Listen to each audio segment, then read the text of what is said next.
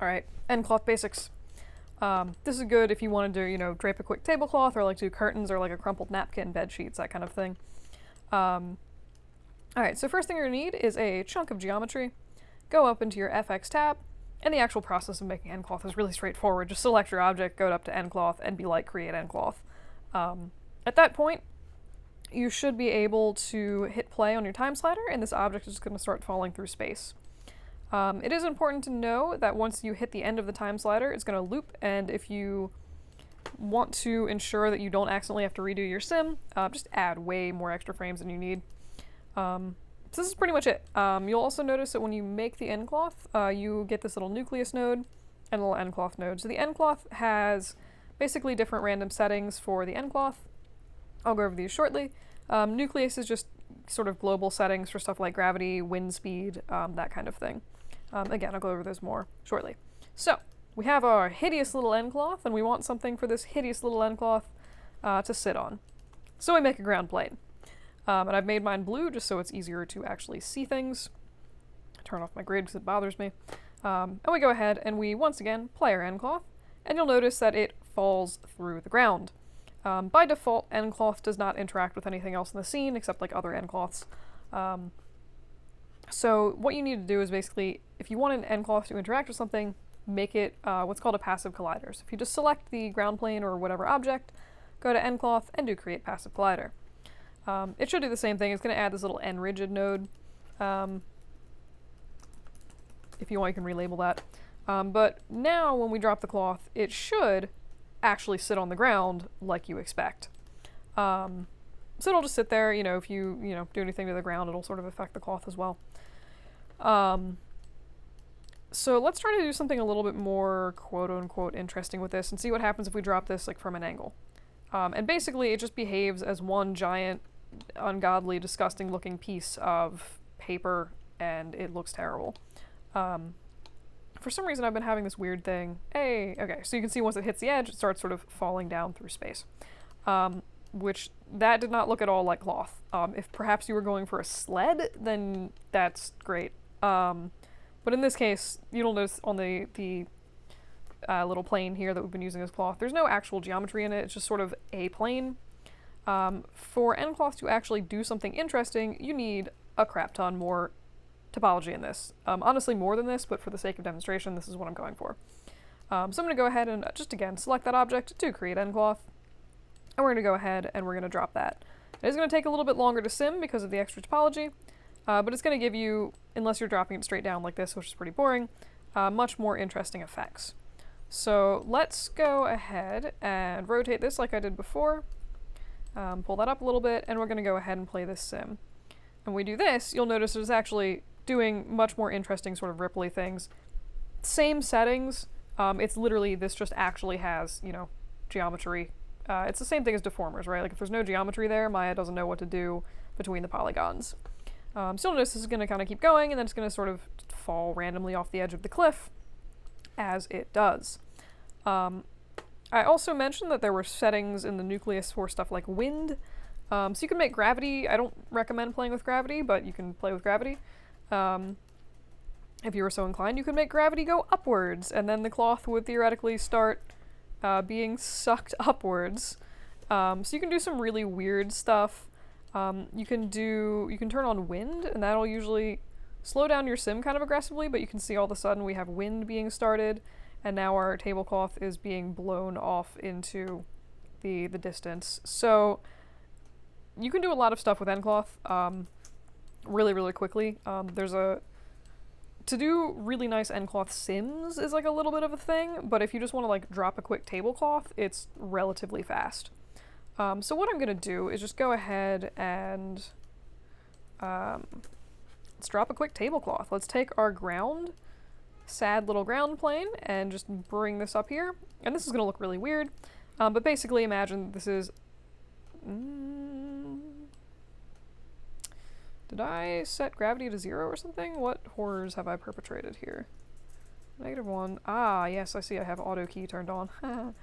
That will be turned off by default on your computers. But anywho, so let's go ahead and just throw this over our plane, and you can see it's pretty much draping relatively nicely as a little tablecloth.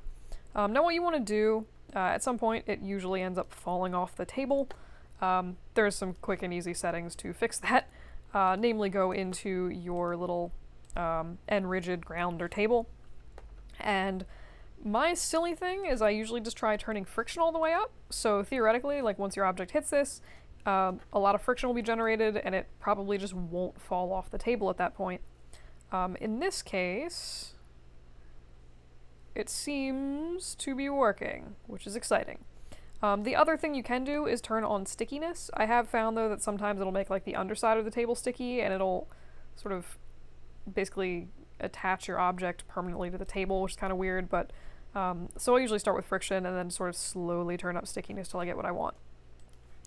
Alright, so this is the sort of, you know, tablecloth. You can smooth this. Good lord. But this is basically the sort of easiest tablecloth that you can do. And there's a few sort of weird issues with this.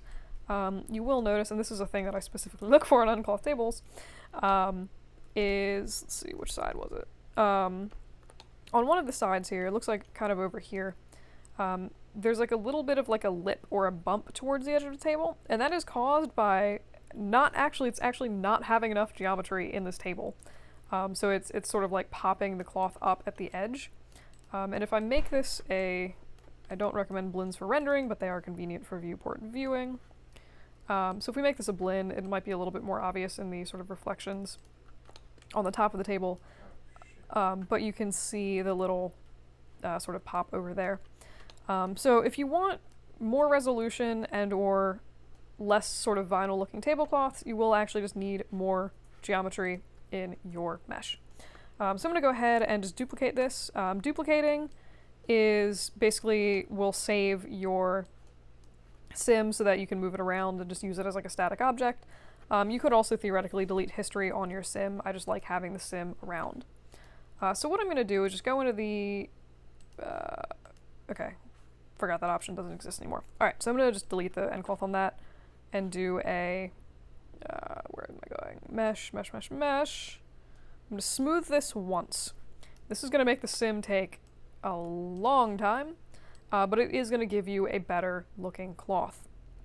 So I'm just going to go ahead and again create that nCloth. The ground rigid is already set up, so we should be able to just drop this like we did before. And as that's falling, I do want to mention that there are programs designed to do stuff like this. Marvelous Designer is one of them. It's quite nice. It also sims significantly faster with significantly less geometry, which is pretty nice. But you will notice that like now we're getting a lot more interesting variation in the way that this is falling and the way that this is draping than we previously did, and that is purely because we have that extra geometry in there. So if you're looking to create like a weird vinyl tablecloth, sometimes you can kind of cheat it and just leave like a little bit of extra geometry. If you're looking for, you know, some kind of really crazy silk with a lot of crazy detail, you do kind of need to just suck it up and add the extra geometry, just wait for it to sim. And the other thing that you want to make sure of if you're doing something like a tablecloth is, unless you're going for like this tablecloth is windy, like there is wind in my scene, you do want to make sure that your sim basically comes to a halt before you stop it. So I see one of the things I see a lot with tablecloths is it'll sort of stop too early, and all the little like tips here that are right now hanging more or less straight will be like flopped in towards the center. That's just because the sim was stopped too early and the tablecloth didn't come back into a resting position, which this is like pretty much resting. So I'm going to go ahead and stop this. And we can, it seems like it's falling off the table. But we can see the differences, right? Like there's a lot more resolution, even like in this little flat area here, but especially around the corners of the tables, it looks much nicer. And we also seems to be avoiding all of that really weird sort of like stretchy pulliness along the side where you get that like little bump. So that's the basics of doing a tablecloth. Since I have this here, I guess there's some other random settings you can do with... Oh, fun thing, you can also, if you need to, drop a, like if you're trying to make, you know, like a little basket for something, if you drop your sim and then just sort of do a extrude, something like this perhaps, okay, you know, I'm just going to do outwards. You can basically turn this upside down and use it as like in a basket, if that makes sense. I'll show you a nicer version, but like Someone is doing like fries, and I was like, oh, you could use nCloth to generate the little paper for around the fries kind of thing. And incidentally, that is usually how I thicken nCloth when I'm done with it. I just grab the whole thing and extrude it. It does a pretty good job. But there's some other settings, like I mentioned, in the nCloth itself. So stretch resistance does exactly what you would think it does. It basically is just going to make the cloth less stretchy. And I think I'm actually going to... Give me 2 minutes to undo a bunch of stuff. I don't feel like working with a really high poly sim, so I'm just going to undo that divide that I did a while ago. Great. Alright, and so, cool. That's nCloth again. So let's play with some of these settings. So we have stretch resistance. You can do some really weird stuff, like if we turn that all the way down to 0, this cloth will pretty much stretch into oblivion. This is very unrealistic, incidentally. I don't recommend doing this. If you're animating this, all of these values can be keyed, but you'll see that the cloth is now just sort of continuing to fall, and it will continue to fall, and it will break your mesh and crash the crap out of your myosine.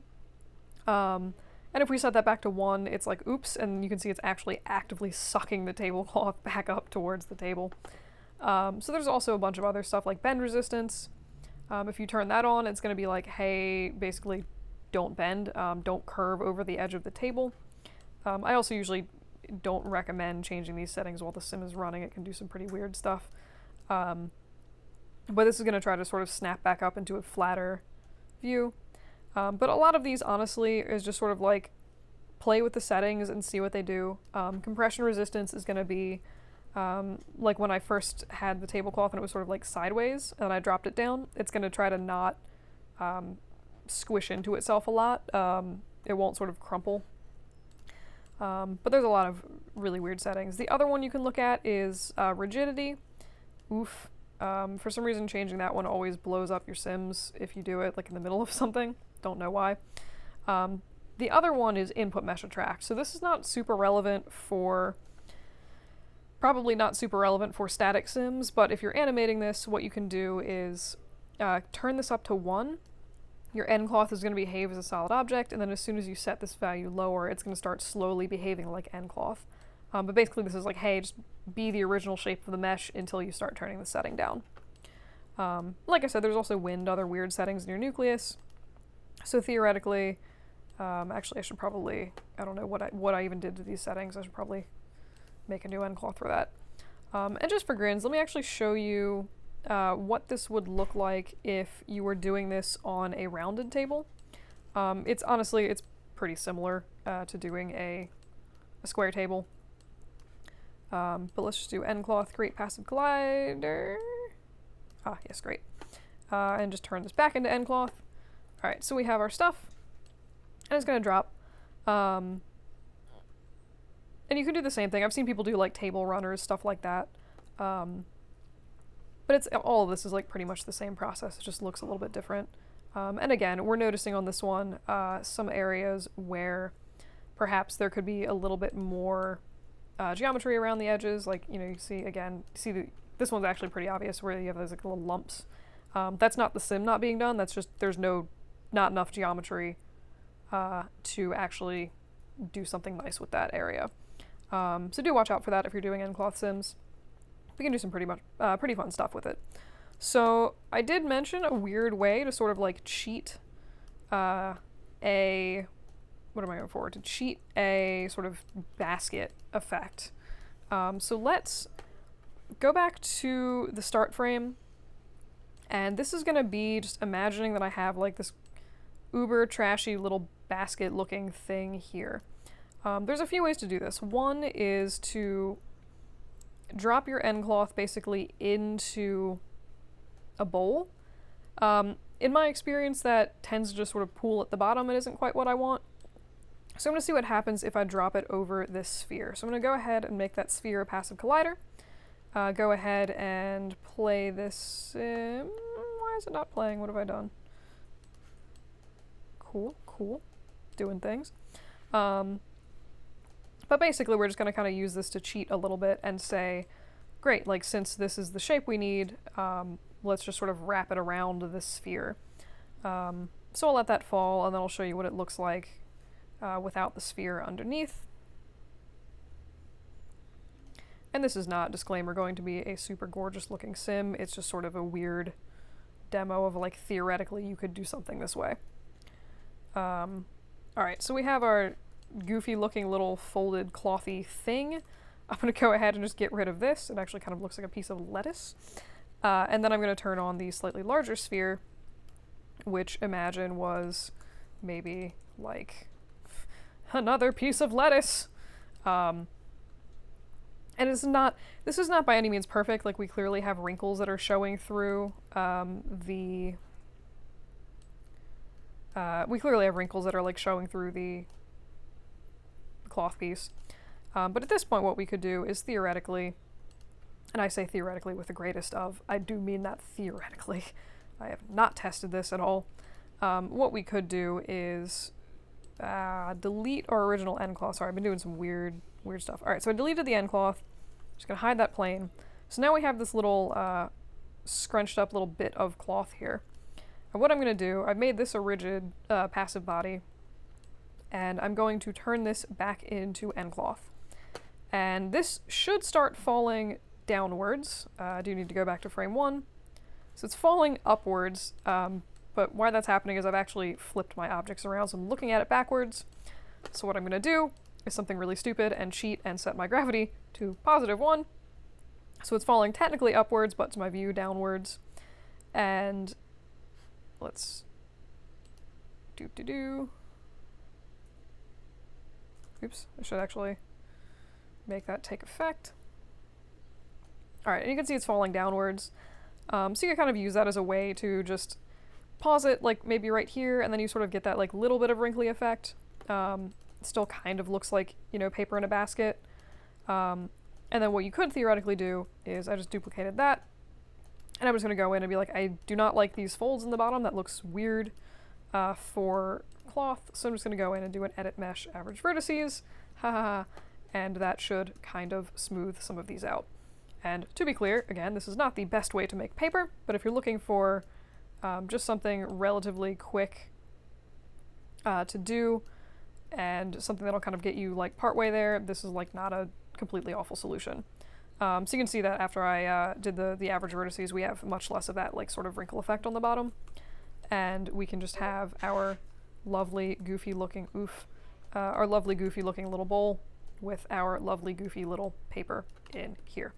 So like I said, perfect? No. Will it get you something kind of cool? Yes. I am going to show you, that was pretty much the meat of this video. I am going to show you one really silly thing that you can do, which maybe would be good for like some pillows or potentially beanbag chairs or something like that. And then I will come back to this, and I'm actually going to just flip this right side up. I'll come back to this and show you guys some other things that you can do for using Sims to populate your scene. But anywho, so we have this really goofy, it's going to be a sphere. I'm going to go ahead and make my sphere an nCloth, and then I'm going to make this thing a passive collider. So we should have, oh, and I've turned gravity, I've turned gravity upside down, so I should probably fix that. Incidentally, why I recommend not playing with gravity. Alright, so go ahead, play this. We should get this little sphere just sort of like casually falling onto our circle, and it's going to do a thing where it just sort of like collapses and is being generally sad and pitiful. I'm going to delete all the other nCloth in the scene because my computer is being slow. There we go. And I've not set up my collider properly, apparently. We go nCloth, create passive collider. For some reason they just like don't take the first time. Alright, so this is actually a really good example of different settings you can mess with. So if we turn off like compression resistance here, you'll notice it should start sort of collapsing much more readily into like a weird drip. Then you can turn it back on and then make like weird bouncing donut things. It's like a sad little puddle. So I'm going to go ahead and set, I'm going to set this, hang on, bless you. I'm going to do 10 and 5 just sort of randomly. Alright, so input mesh attract, like I was saying before, okay, this is going to be 2. I want this to be very gooey looking. This basically will take it back up so it'll snap into being that sphere, and then as soon as you take that down, it'll start falling again. So that's sort of like the weird on-off switch almost. You can use that for rigs and other interesting stuff later, but anywho, what I just wanted to talk about really quick, and it's really stupid, is pressure settings. So if we let this fall, you can basically turn pressure up in your object, so it behaves as if it's a balloon full of air. And you can just do some very, very strange effects with this. Let me actually just turn this down to like 5 and 1. Cool. And then I'll go back down to my pressure. So you can create the effect of almost like a balloon expanding, right? So if you sort of slowly crank this value up, it's going to slowly start filling your object until it's full of air, basically. It also tends to make it a little bouncy, and if you set this to a negative value, it'll basically suck all the air out of your object aggressively. So if you ever needed to, I've used this for like egg yolks, I've used this, like I said, for beanbag chairs or weird stuff like that. You can just sort of like drop a crappy, that's really crappy looking beanbag chair, but you can sort of drop other things into your chair and make them a little bit sort of squishy. The other thing you can do is use additional objects to affect your nCloth. So I make this little sphere. I'm going to grab this to create passive collider. And I'm going to keyframe this. So I'm just hitting S to set a keyframe. That's the simplest way to do it for now. This isn't supposed to be like a whole keyframe thing. But what we can do is let our sim go. And then this little sphere is going to come back and start poking into our object. And let's make that poke a little bit more into our object. Like that, or something crazy. So what this can do is basically imagine like you have this beanbag chair with, you know, fluff in it, and then someone sits on it, and that's going to affect the chair itself and sort of change the shape of things. So you can use other objects to sort of affect your nCloth. That's what I usually do for curtains. I just sort of make a little hanging cloth and then have something come and like physically push it aside. But yeah, that's super nCloth basics. That's probably all you would need to know for like basic modeling of a scene. Except there's one more thing that I want to show you guys, which is just dropping a bedcloth and sort of layering nCloth on nCloth.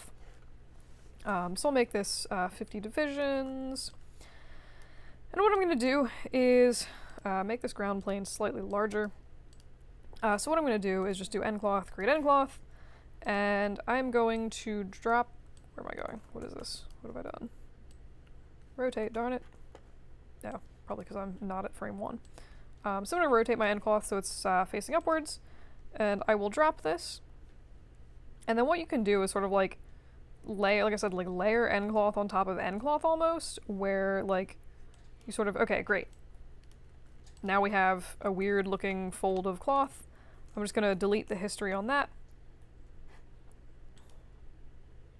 Deleting history should get rid of the nCloth. You see you still have the nCloth here for some reason, but it's not going to like affect your object.